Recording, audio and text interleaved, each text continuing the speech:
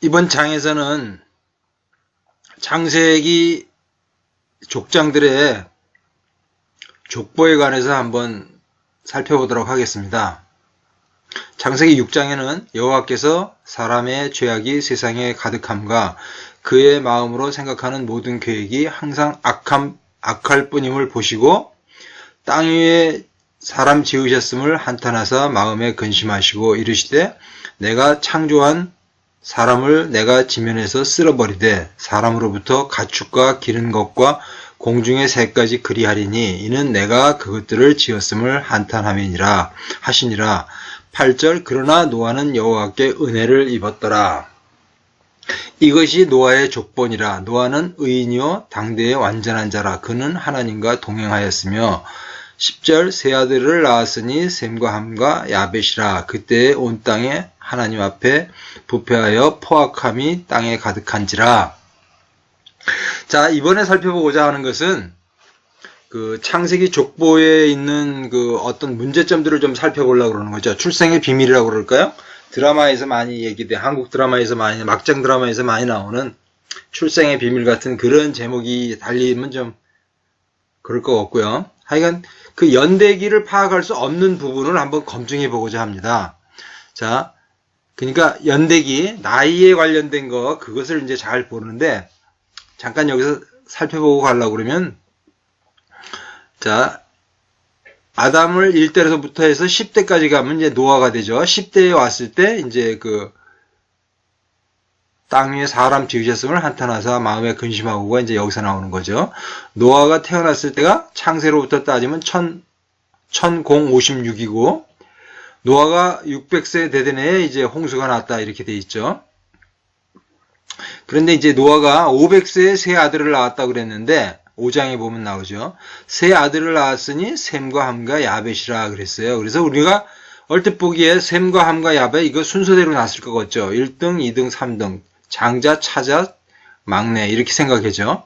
거의 이제 어디서 이런 거를 보실 수가 있냐 그러면 기독교를 주제로 해가지고 소설을 지으시는 그 유명하신 분 중에 김성일 씨가 있죠. 김성일 씨가 아주 그 성경에 대한 많은 지식을 저한테 이렇게 공급해 주시고 많은 사람들한테 알려주신 것들이 많아요. 그리고 에세이집이라든가 그런 소설로 많이 만들어져 있는데, 근데 그 중에 이제 전체적인 주제 속에 보면은 셈이 장자라고 그래서 셈의 장자여서 장자의 뭐를 두고 그 셈이 장자 이런 얘기가 굉장히 소설 전편과 그 김성일 씨의 그 에세이집의 전집에 흐르는 내용이에요. 셈이 장자였다. 장자의 복과 뭐 이런 것에 관한 얘기인데 여기서 보면 그렇게 보실 수가 있죠. 그런데 족보를 자세히 살펴 들어가 보면은 여기 있죠. 홍수 2년 후에 셈이 100세가 됐을 때에 아르박삿을 낳고 이렇게 나오거든요. 그럼 500세에 셈과 함과 야벳을 낳는데 홍수 후 2년 후에 셈이 100살 때 아르박삿을 낳았다 이렇게 얘기가 된다면 500세에 난 사람이 누가 있다는 얘기가 되는 거죠. 그러면 그 사람이 누군가를 볼 때 야벳이라고 볼 수 있죠. 그러니까 항시 이전에 그 얘기가 됐던 셈은 야벳이고 셈이 장자이고 야벳이 막내다 이렇게 됐는데 사실은 야벳이 장자이고 셈이 둘째고 함이 막내일 수가 더 많은 거죠. 그렇게 된 여기서 이제 출생의 비밀을 사실 그 1대에서부터 노아에까지는 뭐 어떤 문제점이 없어요. 창세기에 기록된 그 내용을 그대로 읽어보면 되니까요. 그런데 10대에서부터 노아에서부터 아브라함까지 속에서 이제 문제가 생기게 되죠. 홍수 2년 후 이렇게 되면은 홍수가 시작할 때서부터 2년인지 홍수가 끝난 후에 2년인지에 따라서 1년이 틀려질 수가 있죠. 홍수의 기간이 1년이었기 때문에요. 근데 홍수 2년 후 그랬으니까 저는 이렇게 생각하도록 하겠습니다. 그냥 편의상 홍수가 시작됐을 때에서부터 2년에 그러니까 노아가 600세 되던 해니까 노아가 602살이 됐을 때 500세에 아이를 낳기 시작했으니까 야벳이 100세가 될 때가 홍수가 시작됐던 거고, 그 다음 홍수 2년 후에 셈이 100세가 될 때 아르박사스를 낳고 이렇게 됐으니까 셈은 2년 후에 난 거죠. 그래서 그 순서의 배열은 야벳과 셈과 함이라고 생각이 됩니다. 그리고 2년 후라고 이렇게 기록됐던 거, 이 부분을 이제 한번 살펴봐 주시면 되겠고요. 자, 그리고 아르박삿은 35세에 가이난을 낳고가 아니죠. 셀라를 낳고입니다. 그 성경에는 족보를 기록한 곳이 마태복음에는 나오는데, 마태복음은 아브라함부터 예수까지의 얘기죠. 그 다음에 창세기 5장에서는 이제 5장에서 노아에까지 족보가 나오고, 창세기 11장에서 셈서부터 아브라함까지 족보가 나오죠. 그리고 이제 누가복음에 있는 족보는 사람에서부터 이제 하나님까지 셈까지 올라가는 그런 족보가 있고요. 그 다음에 이제 역대하에 보면은 또 하나님으로부터 사람까지 쭉 내려오는 족보가 연결이 되어 있죠. 그래서 그 중에 다른 곳에는 없는데 누가복음 3장에는 사람에서부터 하나님 셈까지 올라가는 족보 속에 셀라 위에 가이난이 있고 그 다음에 아르박삿이 있거든요. 근데 거기에는 이제 나이가 나와 있질 않죠. 창세기에만 나이가 나와 있으니까. 그래서 가이난은 이름을 적었는데 여기 나이는 적지 않았습니다. 있는 사람인 건지 없는 사람인지를 여기 확증 지을 수가 없습니다. 그리고 셀라가 30에 에벨을 낳고 403세를 살았더라. 이 족보의 내용의 한 가지 특징은 창세기 5장에는 아담이 셋을 낳고 130세에 셋을 낳고 800년을 더 살다가 죽었으며 총 기간은 930세더라. 이렇게 전체 년수가 나오는데 홍수 이후부터는 전체 년수는 나오지가 않습니다. 35세에 낳고 403년을 살았더라. 30세에 낳고 403년을 살았더라. 이런 식으로 나오죠. 자, 에벨은 34세에 벨렉을 낳고 430년을 살았더라. 벨렉은 30세에 낳고 209세를 살았더라. 그리고 르우는 32세에 수룩을 낳고 207세를 살았더라. 수룩은 30세에 나흘을 낳고 200세를 살았더라. 나흘은 데라를 29세에 낳고 119세를 더 살았더라. 데라는 70세에 아브라함과 나홀과 하란을 낳았더라. 그리고 얼마를 더 살았다가 아니라 205세에 죽었더라 이렇게 나오죠.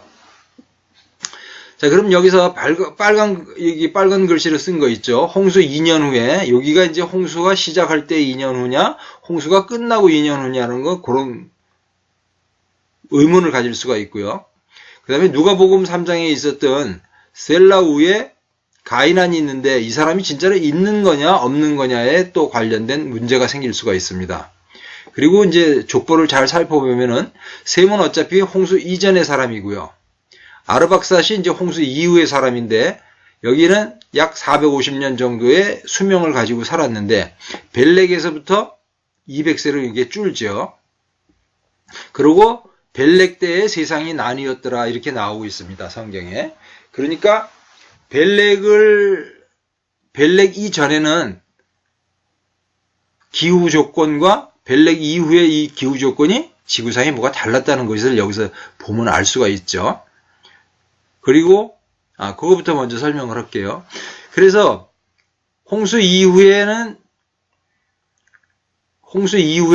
기후가 나쁘지 않았던 거예요. 수명이 반으로 줄었지만 그래도 450년 정도를 살 수 있었던 거거든요. 그때 당시에는 땅이 갈라지고 이제 태평양이 생기고 대서양이 생기겠죠. 바다가 갈라지면서 그 밑에 뜨거운 열들이 바닷물을 달궈 가지고 그것이 수분이 증발을 해 가지고 고온 아주 좋은 온도를 만들어주고 그걸로 이렇게 비가 왔을 거예요. 비가 많이 오는 그렇게 사막 같은 게 없었겠죠.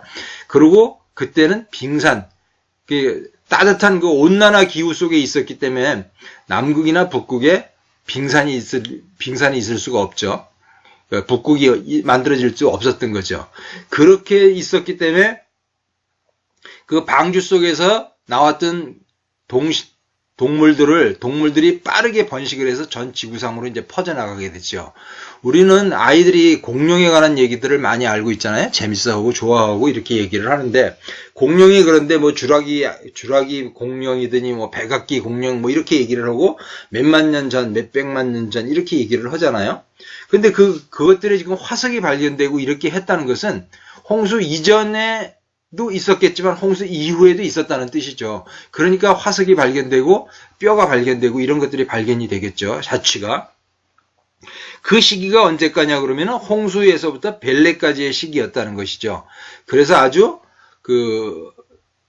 비가 아주 자주 내리는 그 온난화 기후 속에 있었기 때문에 동물들이 많이 이렇게 퍼져나갈 수가 있었고, 그 노아의 방주 속에 공룡의 그 큰 몸체를 실었다는 게 아니라 알 형태로 실었겠죠. 알 형태로 실어서 다시 부활을 해가지고 이제 다시 깨어났겠죠. 그래가지고 맘모스 같은 거는 시베리아로 올라가고 공룡은 이제 전 세계로 퍼지고 이렇게 됐던 것이었는데, 인간들이 퍼져서 그 지구에 이제 전체적으로 이렇게 퍼지라고 했던 거거든요. 번영하라고 이렇게 하나님이 말씀을 하셨는데, 그들은 신할 평지에 모여갖고 다시는 홍수에 멸망을 당하지 말자 하고 그들이 이제 탑을 쌓은 것이죠. 벽돌을 구워가지고 탑을 쌓은 것으로 하나님이 와서 보시고서 이 인간들이 이제 못할 짓이 없겠구나 하면서 언어를 혼잡하게 해가지고 흩으셨다 이렇게만 나오거든요.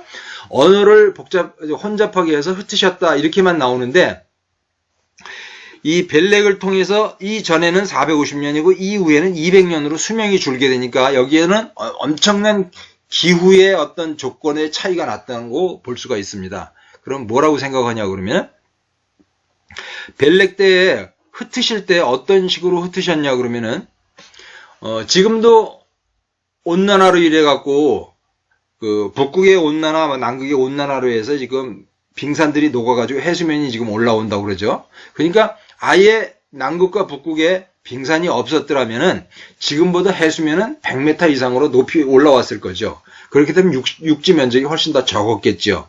그러니까 이들을 흩기 위해서는 뭐냐 그러면 더 연결성을 갖추기 위해서는 바닷물이 내려가 갖고 섬과 섬들이 이렇게 쫙 연결이 될 수 있게끔 만들어야 될 필요가 있었겠죠. 그 필요를 어떻게 만들었냐 그러면 사람을 혼잡을 시켰고 전 세계에 여기저기에서 화산 폭발이 있던 것으로 그 화산재가 하늘의 햇빛을 가리게 되고 기온은 극강하가 떨어지죠. 그래서 바다의 수온은 높은 상태에서 수증기는 증발을 하는데 기온은 떨어지니까 그것이 눈으로 쌓이게 되죠.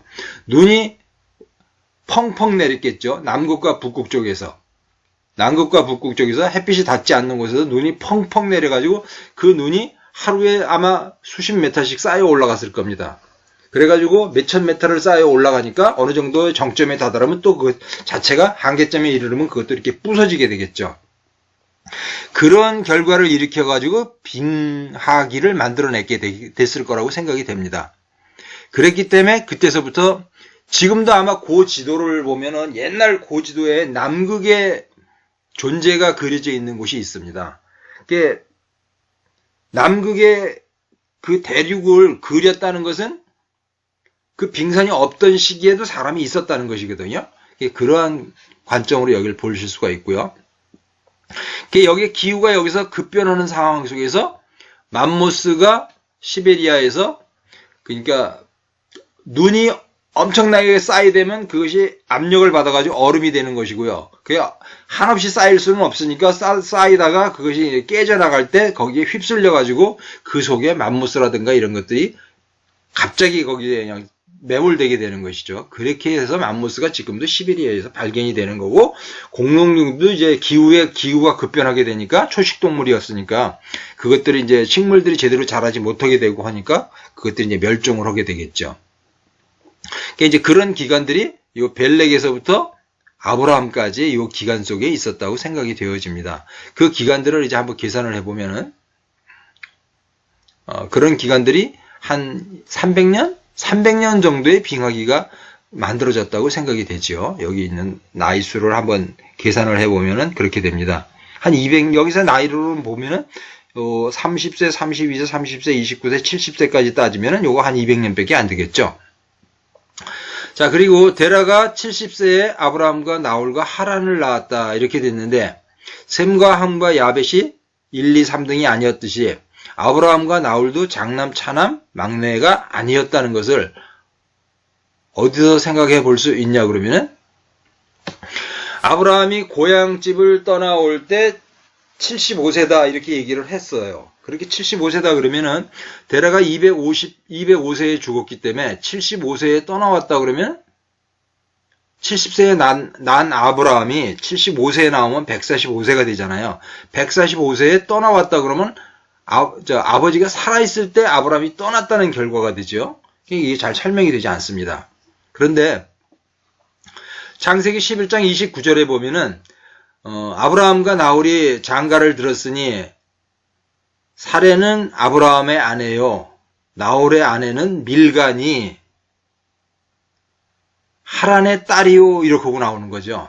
나홀의 아내는 밀간이 하란의 딸이요. 이 말에 잘 살펴보시면은 하란이 막내 동생이었는데 그 막내 동생의 딸이라 그러면은 최소한 30세, 앞전에 보면 30세에 아이를 낳게 되니까요.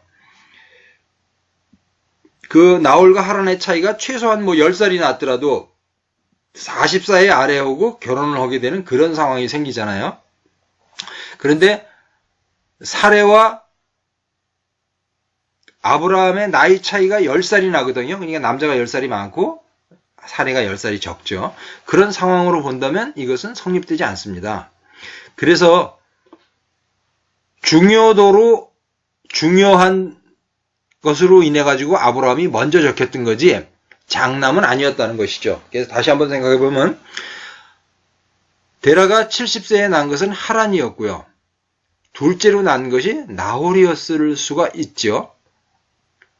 근데 왜 119세라고 적었냐 그러면요.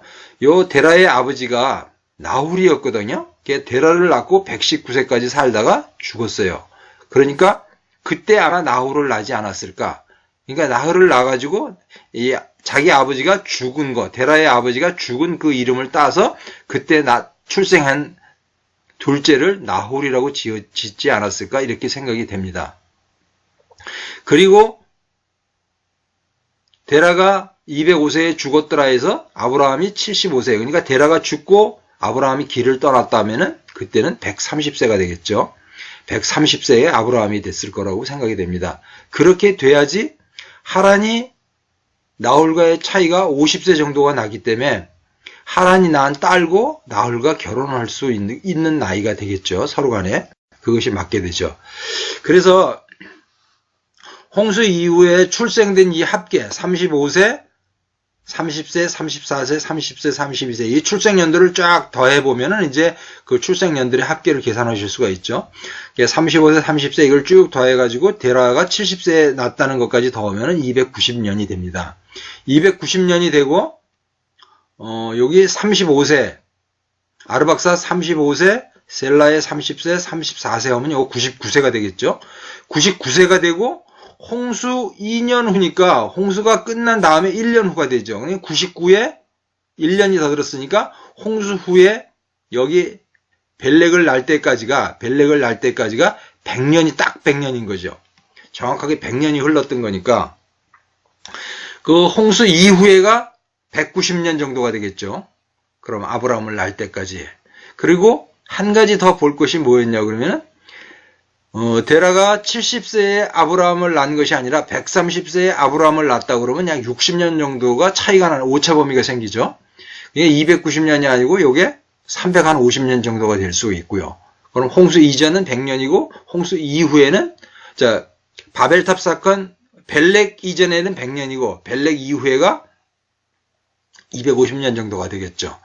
그래서 오차 범위를 볼 수가 있는데 여기 43이라고 적은 이유는 여기서 가이난이라는 사람이 누가복음에는 나오고 다른 족보에는 안 나옵니다.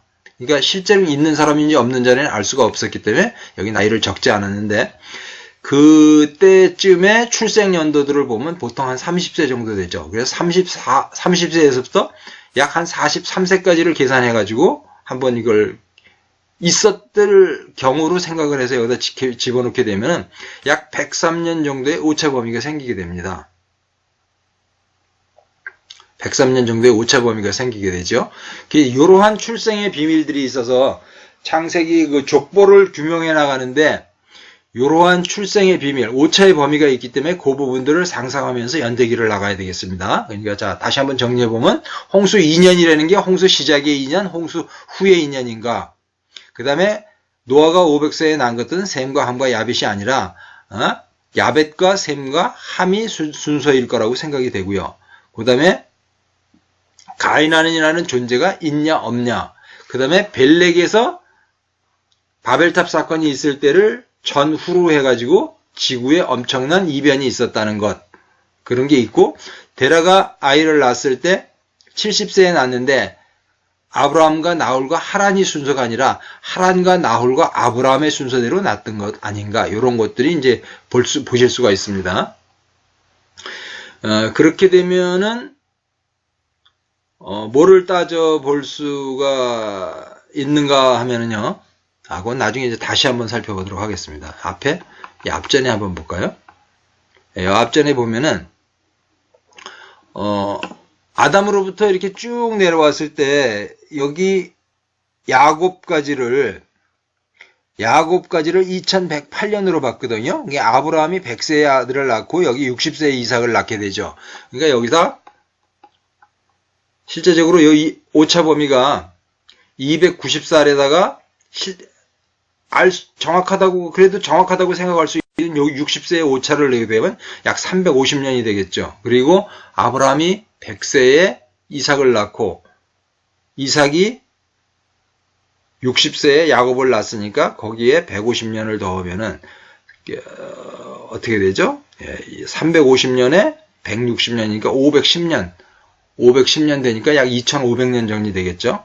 그런데 기후 사건이 여기서 바뀌었어요. 벨렉에서부터. 그럼 요 100년을 빼야 되니까 요 벨렉의 사건까지가 주전 약 2400년 정도가 되죠. 2400년 정도가 되는 거야. 요때쯤에 있었으면 2400년인데 우리가 한국에서는 단기라는 것이 있죠. 단군 이후에 몇 년을 따질 때 단기 몇 년을 따질 때 어떻게 따지냐 그러면은 서기 더하기 2333년이거든요. 그리고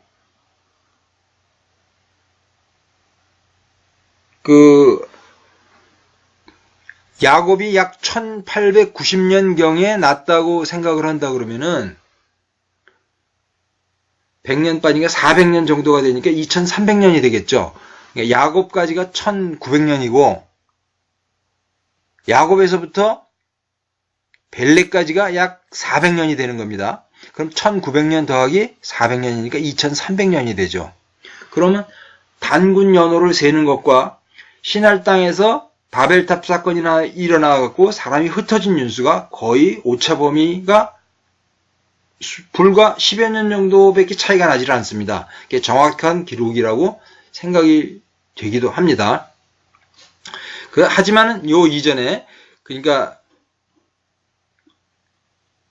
바벨탑 사건 이후에는 그것이 거의 근사치에 이르는데 그 앞전에 있었던 거 벨렉 앞에 있었던 벨렉의 앞선 셀라와 아르박삿에 있었던 가인안의 존재에 관해서는 확인을 해볼 길이 없습니다. 여기에서는 어림잡을 수도 없습니다. 있었느냐 없었느냐. 지금 벨렉의 나이까지 데라의 나이까지를 수정해가지고 계산을 해보면은 신할 땅의 평지에 있을 때와 단군 연호와도 거의 비슷하게 맞는데 이 가인안의 존재에 관해서만은 뭐 이렇게 어림짐작으로도 계산을 해볼 수 있는 그런 여지가 전혀 없게 됩니다. 이 부분은 우리가 창세기를 따져갈 때 출생의 비밀로 남게 되겠죠.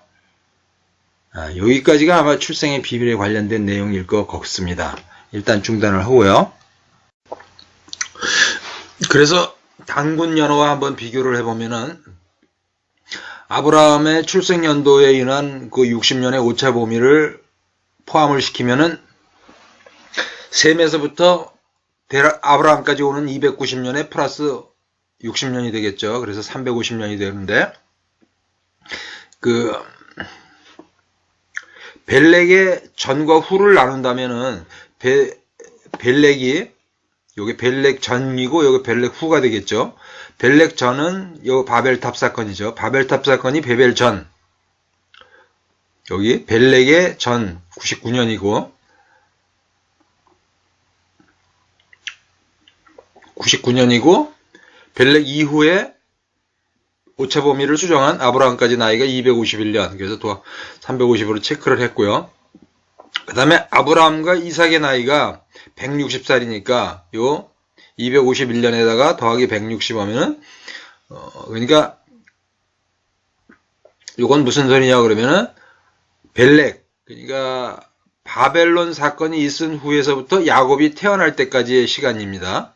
251년 더하기 160년, 그러니까 411년이 되죠. 그래서 411년, 1891년은 BC 1891년이 야곱의 탄생일로 보는데 요거에 관한 설명은 이제 차후에 나오겠죠. 여하튼 이게 두 개를 합치면 2302년이 되죠. 근데 우리가 단군 연호를 계산을 할 때 BC 2333년으로 잡고 있거든요.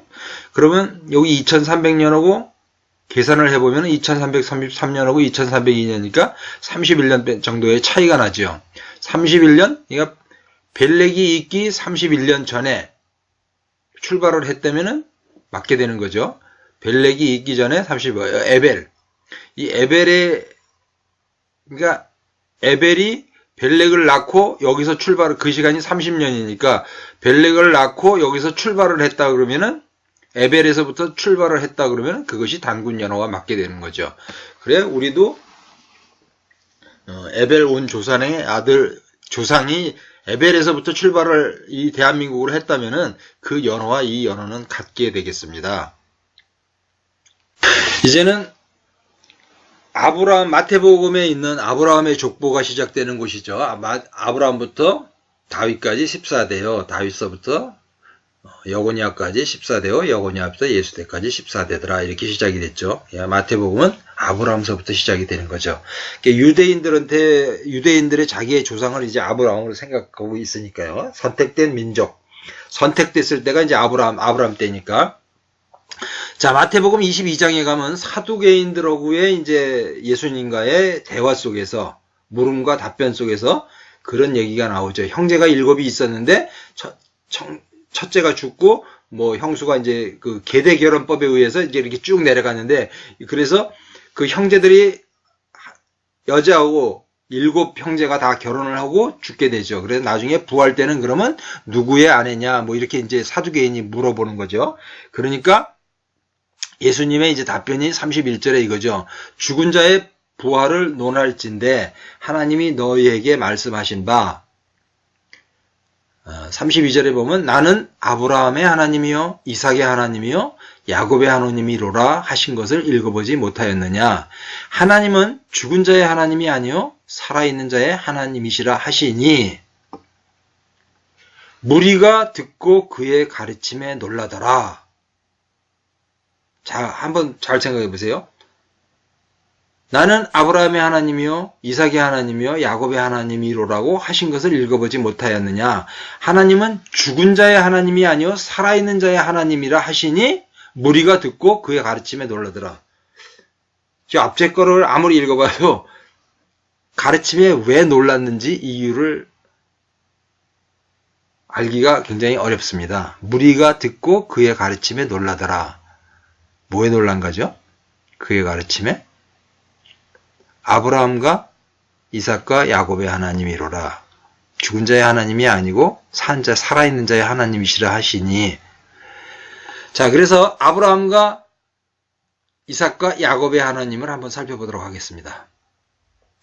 자, 이제 족장 연대기를 쭉 살펴왔고, 그래서 그 출생의 비밀이 있는 부분을 이제 살펴봤고요. 이제 아브라함에서부터 이제 살펴보려고 합니다. 아브라함은 75세에 고향을 떠났습니다. 친척들을 떠났고, 아브라함이 이제 애굽에 한번 가나안에 왔다가 이제 애굽에 한번 내려갔다 왔죠. 그리고 아이가 없어가지고 하가를 줘가지고 이제 이스마엘을 낳게 되죠. 75세에 들어와가지고 11년 후에 이러한 일을 벌려서 이제 이스마엘을 낳게 되죠. 그리고 13년 후에 아브라함 99세 때 이제 천사 셋이 찾아왔습니다. 음식 대접을 잘 했고, 돌아가다가 이제 한 천사가 돌아와가지고, 내가 이제 아브라함에게 숨기겠느냐, 이렇게 얘기를 하죠. 99세에 왔을 때, 이제 내년에 너희한테 아기가 있을 것이다. 그의 이름을 이제 짓게 되는 게 이제 이삭인 것이죠. 그 아브라함이 100세에 이제 이삭을 낳게 되지요. 그리고 이삭이 37살, 37세가 됐을 때 사라는 127회. 그때 사라가 죽게 되죠. 사망을 하는 거죠. 그때 이삭의 나이가 37세였고요. 그렇게 되면 아브라함의 나이는 137세였겠죠. 자, 이삭이 그 3년 후 40세가 됐을 때 바단 아람에서 신부를 데려오죠. 리브가를 데려와요. 그래서 결혼한 나이가 이제 40세가 되죠. 그리고 그들이 이제 부부가 됐는데 아이가 없었어요. 그래서 기도를 해가지고 기도 끝에 낳은 아이가 이제 에서와 야곱을 낳게 되는 거죠. 태중에서 싸워가지고 배가 아파가지고 이제 하나님한테 기도를 했더니 네 태중엔 두 국민이 있는데 내가 이제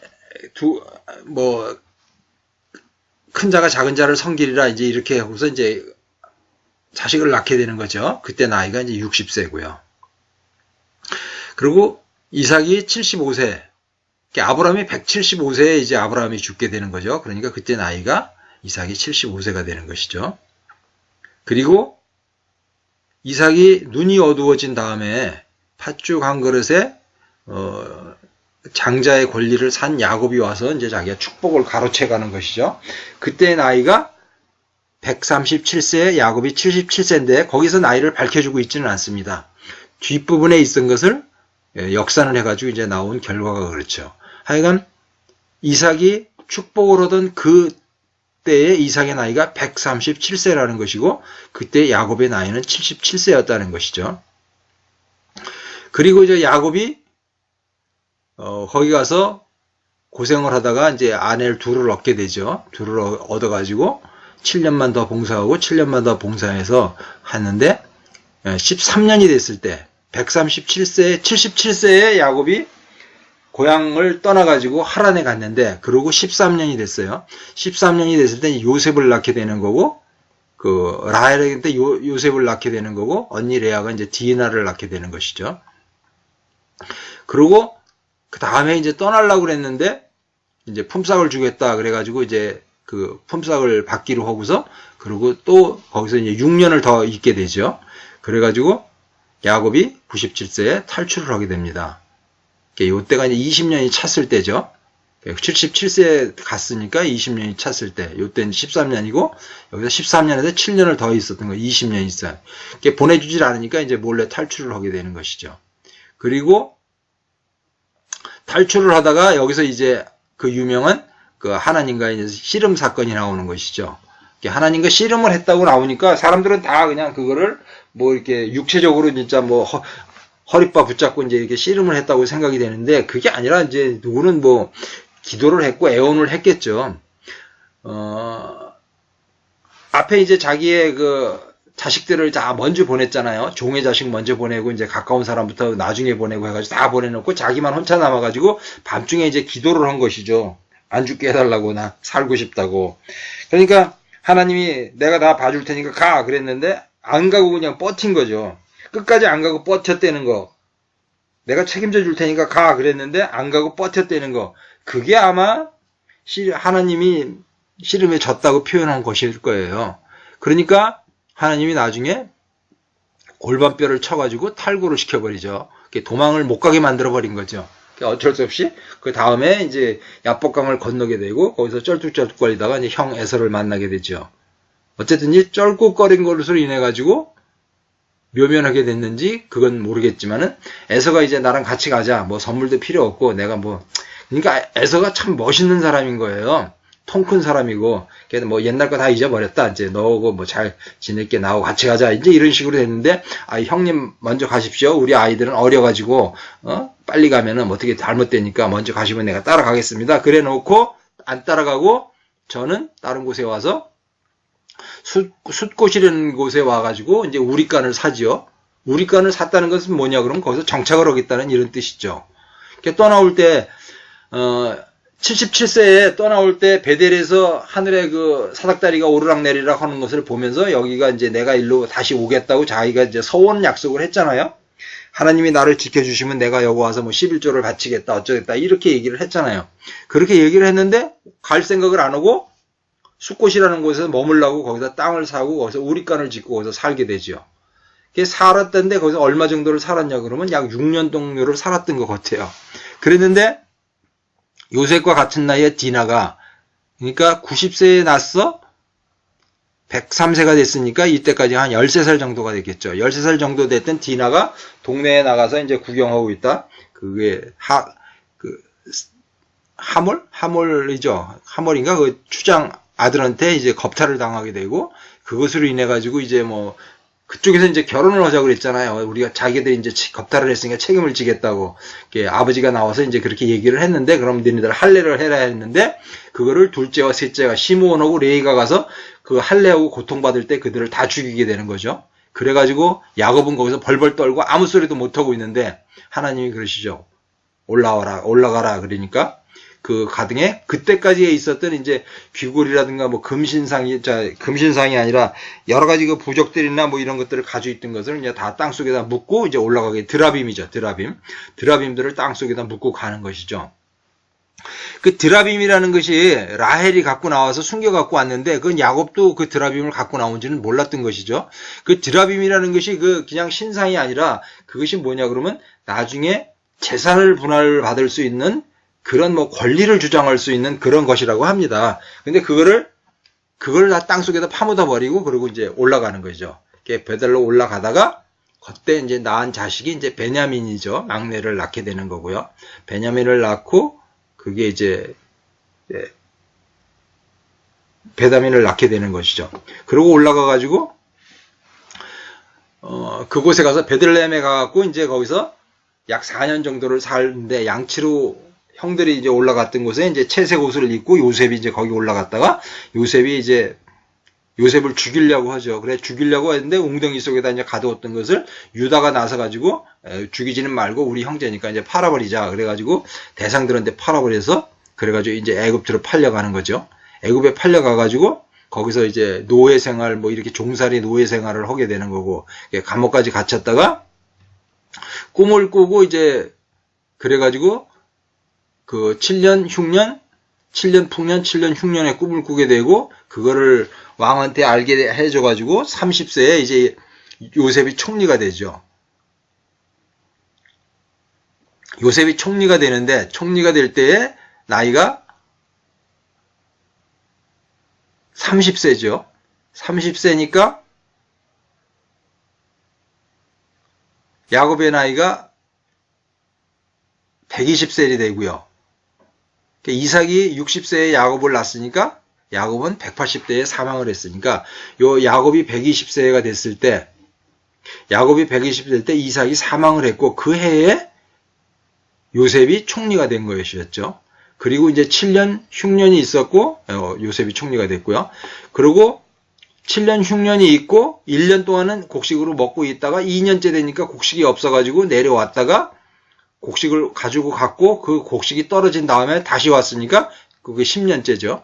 10년째니까 홍수 7년 흉년 3년째에 다시 베냐민을 데리고 왔다가 거기서 이제 베냐민을 요셉한테 잡히게 되는 거고, 그래서 이제 유다가 거기서 내 동생 베냐민을 데리고 가지 않으면은 아버지가 죽게 될지도 모릅니다. 그렇게 하는 것으로 이제 그들이 화해를 하게 되는 거죠. 내가 이제 요셉이라고 밝히고 나를 이렇게 보낸 것에 대해서 염려하지 마소서 그러고 아버지를 데려오라고 그래서 그 제외를 했던 때, 그때가 요셉이 40세, 그러니까 야곱이 130세가 되겠죠. 거기서 유다가 이제 한 얘기가 이제 유명하게 되는 거고, 그래서 나중에 147세에 야곱이 사망하면서 그 12명의 아들한테 이제 축복을 하는데, 축복을 하다가 유다한테 이제 그 크게 축복을 하게 되는 거죠. 유다가 한 일이 그거였잖아요. 아버지한테도 이제 내가 가서 뭐 내가 책임지겠습니다. 그리고 뭐 요셉한테도 가서도 베냐민을 안 데려가면 아버지가 죽을지도 모릅니다. 이제 그런 것에 대한 그 아버지에 관한 거, 그런 것들이네. 다들 원수 같은 그런 집안에서 이제 화해가 되는 그런 그 촉매자의 역할을 했던 사람이 이제 유다가 되는 것이죠. 이제 축복을 하는데 첫째, 둘째, 셋째, 네 번째 왔을 때 유다가 이제 커다란 축복을 받죠. 축복을 받네. 쭉 내려가다 11번째 왔을 때 요셉한테 다시 축복을 하게 되는 것이죠. 그거 하면 안 됐던 거였거든요. 야곱이 두 사람한테 축복을 한 거였어요. 유다한테 축복을 하고 요셉을 축복을 했던 거죠. 이것으로 인해 가지고 이제 그 두 부족 간에 계속 이제 싸움의 이제 발단이 여기서 그 유언으로 인해 생기게 되는 거죠. 그리고 요셉은 110세에 이제 사망을 하게 됩니다. 그리고 그들은 이러한 결과로 아브라함부터 요셉까지의 이제 전체적인 그 이벤트가 일어났던 것들을 이렇게 정리한 그거죠. 아브라함이 100세에 여기서 이제 중요한 거 보면은 아브라함이 100세에 이삭을 낳았다. 그 다음에 이삭이 60세에 야곱을 낳았다. 그리고 130세에 만났다. 그리고 그때가 40세이고 110세 이런 것들을 이제 잘 기억해 두시고요.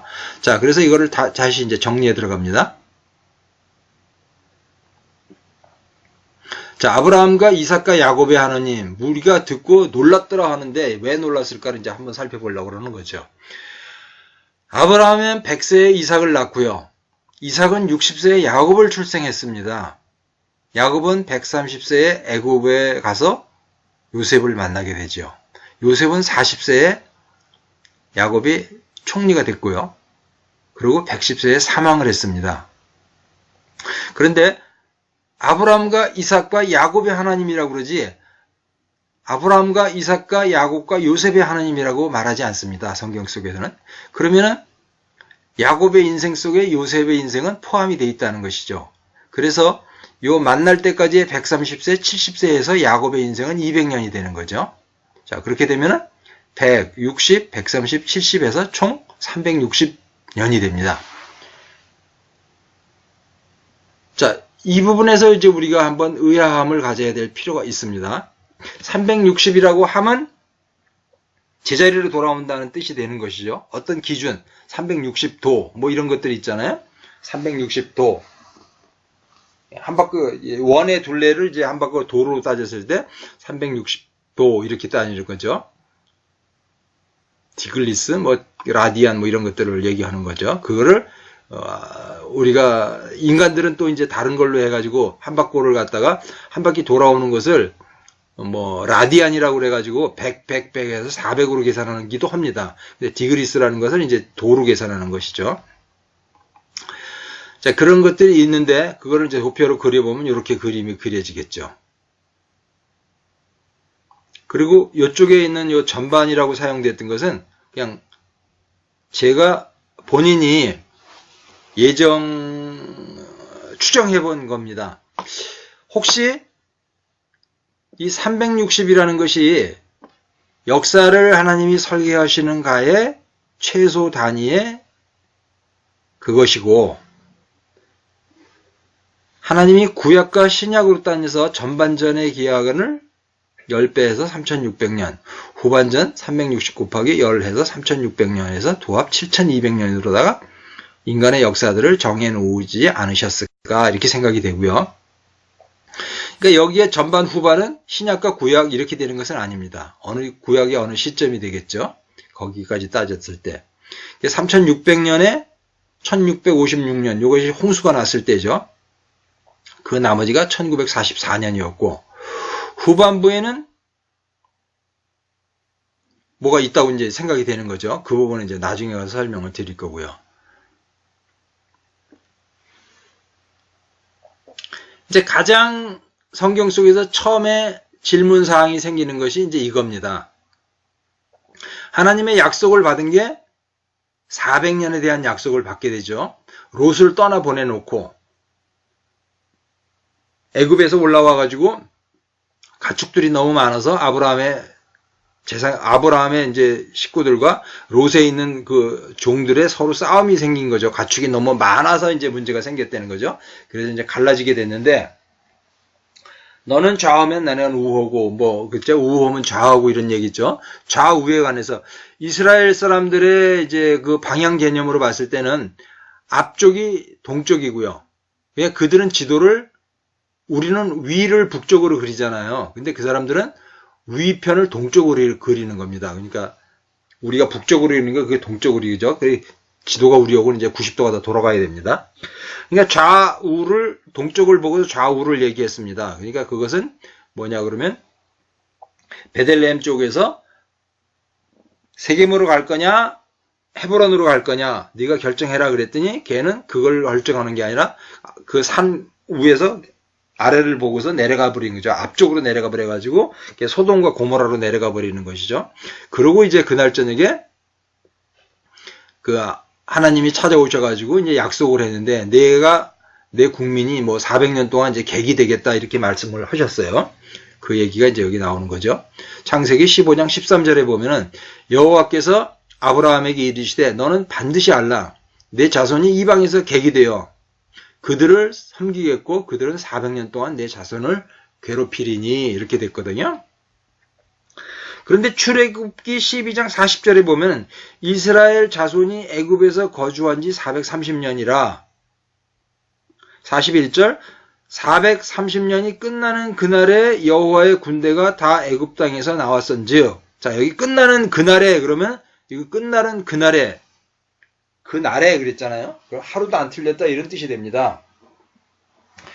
그런데 약속을 맨 처음에 받을 때는 400년이었는데 어떻게 여기서 출애굽에서 나올 땐 430년이냐 이 문제에 관한 것들을 의문점으로 갖고 있지만 교회에서는 이것에 대한 해답을 주지 못하고 있습니다. 그래서 많은 목사님의 설교 말씀 속에도 이것의 해결된 것을 본 적이 없습니다. 그리고 또 미국에 계신 어떤 목사님이 지은 책 속에 400년과 430년에 대한 의문점을 나열은 해놨는데 답은 없습니다. 자, 그래서 애굽에 거주한 기간이 430년이고 객이 되어 괴롭던 시간이 400년이었는데 그것을 어떻게 계산하느냐 그러면 이렇게 계산이 됩니다. 자, 선명하게 보기 위해서요. 자, 야곱이 130년에 가서 요셉을 만나게 되고 130살에 만나게 되고 요셉이 총리로 있던 것이 70년이어서 200년이 되겠죠. 그런데 430년이 되기 위해서는 230년이 필요로 합니다. 그래서 그 나머지 기간이 230년이라고 보고요. 여기서 이제 궁금증이 생기는 거는 요셉의 총리의 가족으로 잘 먹고 잘 살다가 어느 날 갑자기 왜 노예가 됐을까의 얘기죠. 그러니까 요셉이 여기서 죽었을 때 사망하고 그 다음 해에 이듬해 바로 힉소스라는 셈족 계열의 종족이 이 함족인 이집트를 쳐들어온 거죠. 애굽을 쳐들어와 가지고 여기서 나라가 넘어간 거죠. 그래서 이들의 노예가 돼서 갑자기 여기서부터 노예가 되는 거죠. 그런데 그들이 이제 100여 년 동안 지나면서 애굽 사람들이 다시 독립을 쟁취해 가지고 힉소스족을 몰아내고 애굽이 여기서 왕국이 세웠지만 그들은 이전에 있는 세상에 대한 것을 알 수가 없죠. 100년이 지났으니까. 그래서 애굽의 노예로 130년을 지나게 됩니다. 그래서 이 합이 따지면은 430년이 되지요. 그러면 400년은 어떻게 설명하냐 그러면요. 객이 되어서 괴롭히리니 그랬는데 요 70년 요 안에 있는 70년 동안은 잘 먹고 잘 살았던 기간이 됩니다.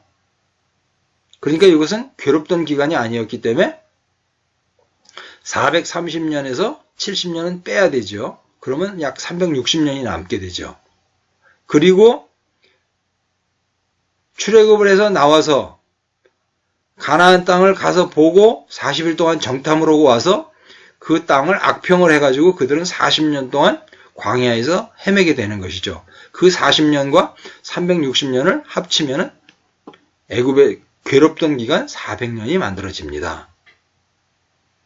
그러면 여기서 또 하나 이제 의문이 생기는 건 애굽에 거주한 지가 430년이라 그랬는데 야곱이 태어난 것은 가나안 땅에서 태어났고 살기는 또 하란에 가서도 살았고 이랬는데 어떻게 이 사람이 애굽에 거주한 기간이라고 얘기할 수 있느냐? 이 문제에 이제 의문이 남게 됩니다. 그런데 그 부분은 대형 박물관이라는 책 속에서 해결점을 찾았습니다. 대형 박물관이라는 그 조그만 소책자가 있는데 그 전시실에 있는 것들을 품목들을 전시해 놓은 곳이 있는데 52호 전시실에 가면은 아마르나 토판이라는 것이 있다고 합니다.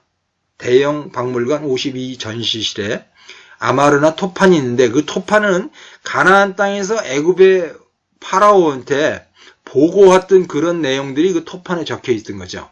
그러니까 하란 땅까지 나중에 그 2차 그 포로기 갈 때 갈그미스 전투를 해가지고 국경이 만들어지는 것이 유프라테스 강이거든요. 그 앞에 이제 그 앞쪽에 있는 게 이제 하란인 거고요. 그러니까 사실 예전에 애굽이라는 나라의 관할권의 이제 통치, 속국이라든가 있었던 것이 그 하란 땅까지가 이제 애굽의 그 관할 구역이었던 것 같고요. 그쪽에 있는 족장들은 어떤 그 조공이라든가 이런 걸 바치고 보고를 해야 될 그런 의무사항 같은 것이 있었다고 생각이 됩니다. 그러니까 가나안 땅도 그때 당시에 애굽의 관할권 속에 있었던 그러한 땅이었다고 생각이 되어집니다. 그것이 이제 발견된 것이 그 아마르나 토판으로서 이제 확인될 수가 있고요. 그래서 애굽에 거주한 기간은 약 430년이고 계기되어 괴롭던 기간은 400년이라는 그 의문점을 여기서 해결이 됐다고 생각이 됩니다. 근데 이제 이 부분들을 목사님들은 그냥 이렇게 생각하죠. 애굽에서 종되었던 430년 그러는데 사실 잘 먹고 잘 살았죠. 애굽에서 요셉의 총리로다. 종되었던 기간은 실상적으로 따지면 230년인 것이죠. 그리고 또 다른 얘기는 뭐냐 그러면 총리가 될 때 힉소스가 쳐들어와서 이 땅을 점령하고 있을 때 그때 요셉이 여기를 팔려가가지고 여기서 힉소스가 같은 셈족이었기 때문에 여기서 총리가 됐을 것이다. 그리고 그 다음에 이제 애굽이 독립을 해갈 때 그때 이제 여기서 노예로 바뀌었을 거다. 그렇게 되면은 전체적인 연도수가 달라지는 거죠. 여기 100년하고 이 뒤로 오니까 시간들이 이제 많이 차이가 나는 거죠. 100년, 한 200년 정도가 차이가 나가지고 그 출애굽기에 관한 것이 이제 13세기 설이 있고 15세기 설이 있습니다. 13세기 설로 얘기하면 람세스 2세와 이제 모세가 이제 싸웠다고 이렇게 얘기가 되는 건데 그거는 얘기가 틀리게 됩니다. 그렇게 되면 전체적인 연대기가 짧아지게 되는 것이죠. 이러한 것으로 계산이 되어야 맞는다고 생각이 됩니다. 자, 로마서 7장 9절에 보면은 이런 게 있습니다. 전에 법을 깨닫지 못할 때에는 내가 살았더니 계명이 이르며 죄가 살아나는도다. 나는 죽었도다. 살아나고 나는 죽었도다.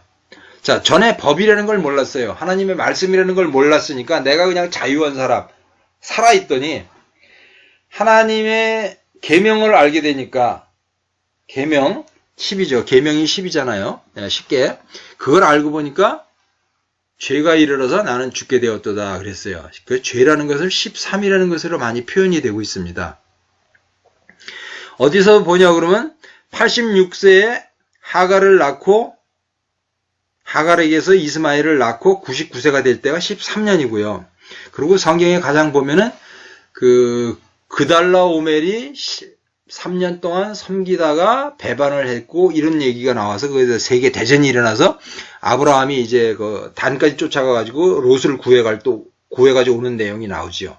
그때 얘기가 그달라 오멜을 13년 동안 섬기다가 그게 아마 저쪽에 구바빌로니아의 그 하무라비 왕조 그쪽이 될 거예요. 그때도 13년이었고요. 그리고 야곱이 그러니까 디나가 숫곳에서 겁탈을 당할 때까지도 13년이었고요. 그 13이라는 숫자 속에 그 죄에 관한 내용들이 많이 이렇게 겹치게 되죠.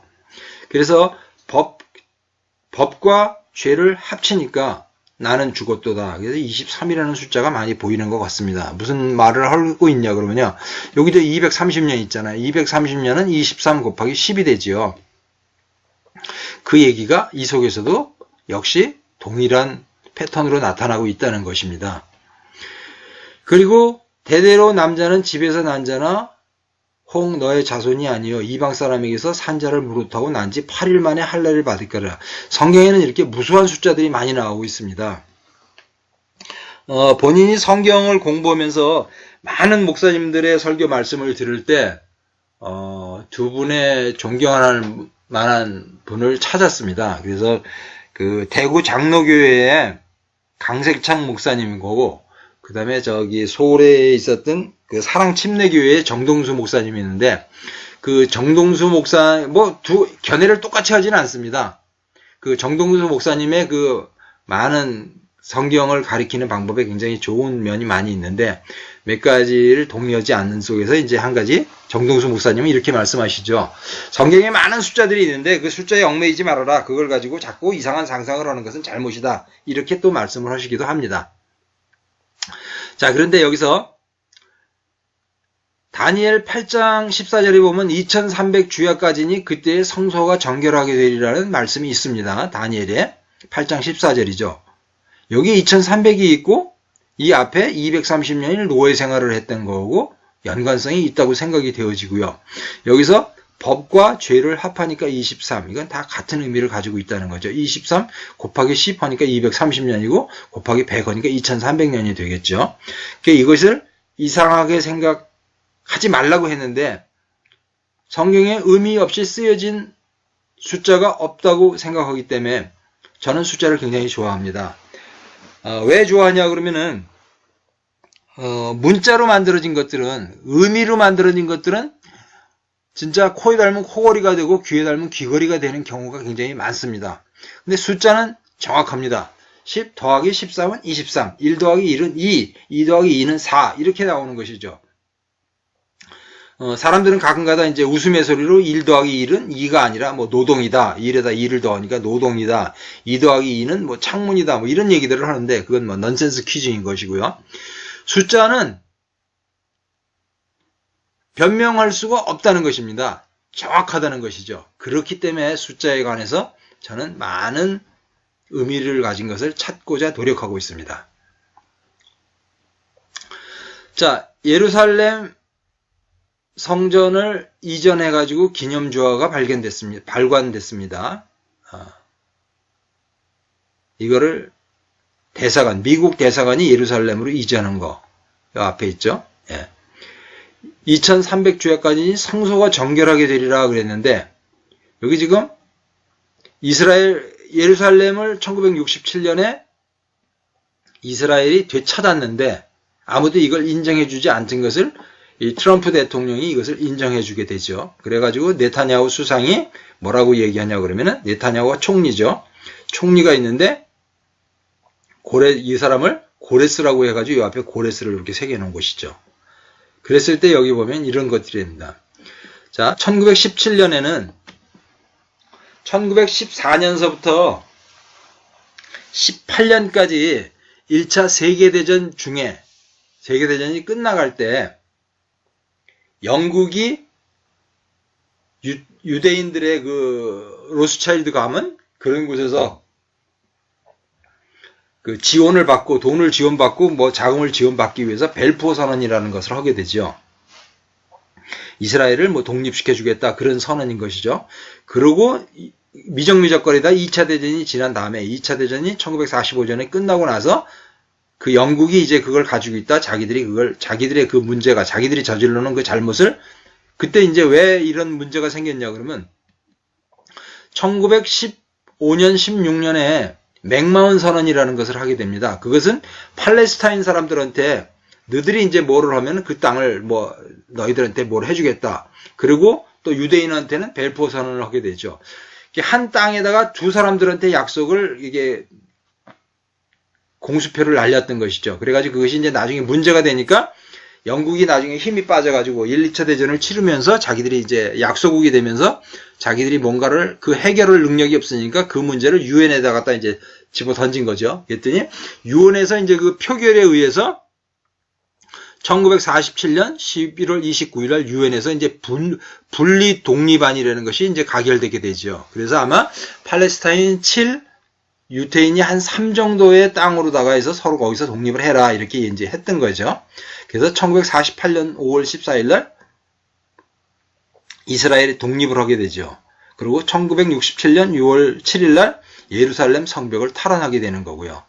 그 밑에 있던 것들은 그냥 나중에 살펴볼 건데, 자, 여기서 한 가지 보면은 우리는 종교개혁이 일어났던 것을 알고 있습니다. 1517년에 종교개혁이 일어났어요. 자, 잘 보십시오. 1517년 더하기 400년이잖아요. 그래서 여기 벨포어 선언을 받게 됩니다. 근데 이 사이가 얼마죠? 400년입니다. 아브라함이 롯을 떠나버려놓고 아브라함에게 하나님이 약속한 내용이 뭐냐 그러면 400년 동안 객이 되어서 너희들이 고생하리라 그랬거든요. 그 400년 기간이 여기에 들어있죠. 그리고 1947년도 11월 29일 날 유엔이 분리 독립안을 가결해 줍니다. 그럼 여기서 17년에서부터 47년까지가 언제죠? 예, 430년이다. 430년은 출애굽에서 나온 그때가 되는 것이죠. 그러니까 이러한 모든 내용을 의미를 없다고 생각하는 것 자체가 잘못인 것이죠.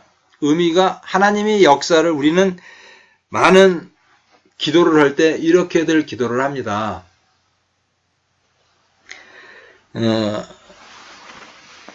천지 만물을 만드신 하나님을 내가 믿사오며 역사를 주관해 가시는 하나님을 믿습니다. 이렇게 기도를 하지요. 역사를 주관해 가시는 하나님, 그 말을 믿는다면은 이 1517년부터 1917년까지 그리고 1947년까지 400년과 430년에 가는 것을 절대로 부인할 수가 없을 것이라고 생각이 됩니다.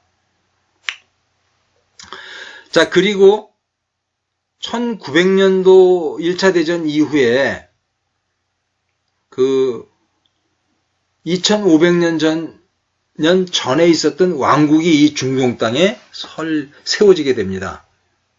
맨 먼저 세워진 나라가 1918년에 1차 대전이 끝나고 여기가 이제 전부 다 터키, 그 옛날 이 터키 지역의 이 땅이었던 건데 이제 여기서 시리아가 2차 대전이 끝나고 시리아가 여기서 이제 왕국을 세우죠. 근데 시리아가 왕국을 세우고 영국 편을 듭니다. 그랬더니 이제 프랑스가 와가지고 이걸 바로 그냥 없애버리죠. 그래가지고 이 시리아는 그냥 이전에도 여기 이제 프랑스의 점령지였던 것 같아요. 그래가지고 왕국이 이제 사라지게 되죠. 하여간 여기 왕국이 시리아라는 왕국이 세워졌던 거고요. 옛날 아시리아 이런 것이죠. 그 다음에 이제 어디에 왕국이 생기냐 그러면 이집트에 이제 왕국이 생깁니다. 이집트에 왕정이 생기는 거죠. 1922년에 생겨가지고 53년까지 왕정이 있었습니다. 그리고 이제 이란에 1933년도에 팔레비 왕조가 생기게 되죠. 그리고 이라크에 또 왕조가 생깁니다. 사담 후세인 전이죠. 그리고 그리스에도 왕조가 생깁니다. 이 왕국들이 생겼는데 이때가 언제쯤이냐 그러면 유대가 멸망할 때 아수르 여기 시리아죠. 아시리아. 그 다음에 이라크 이게 바벨론이죠. 그 다음에 여기 페르시아 여기 있고요. 그 다음에 그리스 여기 있고요. 여기 있게 되죠. 예. 한 가지 이제 보시면은 예수님이 사역을 시작하셔가지고 공생의 사역을 시작해갖고 예루살렘을 통해서 예루살렘에 첫 번에 가가지고 이제 성전을 다 청소를 하시고 여기는 내 기도하는 집이다 선포를 하시게 되죠. 그리고